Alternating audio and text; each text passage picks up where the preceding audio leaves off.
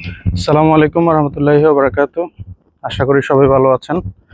আমি গত সপ্তাহে আপনাদেরকে বিএফএস গ্লোবাল অর্থাৎ বাংলাদেশে অবস্থিত ইতালির ভিসা কনসুলেট অফিস, যেটা যারা হচ্ছে আপনাদের ভিসা অ্যাপ্লিকেশনগুলো জমা নেয়, তো তাদের আপডেট কিছু নোটিশ আমি আপনাদের সাথে শেয়ার করেছিলাম এবং ভিডিও করার মাধ্যমে জানিয়েছিলাম।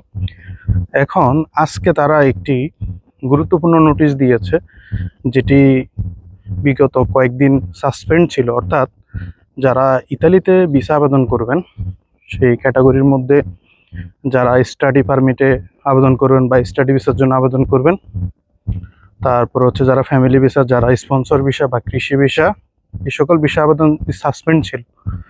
তো আজকের বিএফএস গ্লোবালের আপডেট নোটিশ অনুযায়ী তারা হচ্ছে আগামী পরশু দিন অর্থাৎ আগামী রবিবার থেকে, অর্থাৎ 18ই আগস্ট থেকে তারা আবার নর্মাল করে দিয়েছে এবং তাদের কার্যক্রমগুলো নর্মালি চলবে।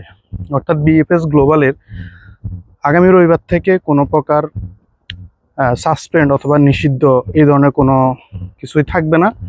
আগামী রবিবার থেকে 18 আগস্ট থেকে আপনারা সবাই বিএফএস গ্লোবালের নর্মাল কার্যক্রমে মাধ্যমে আপনাদের কাঙ্ক্ষিত কাজগুলো করতে পারেন। ভিসা আবেদন থেকে শুরু করে যারা লিগ্যালাইজ করবেন সব কাজ, অর্থাৎ বিএফএস গ্লোবাল স্বাভাবিক নিয়মেই চলবে।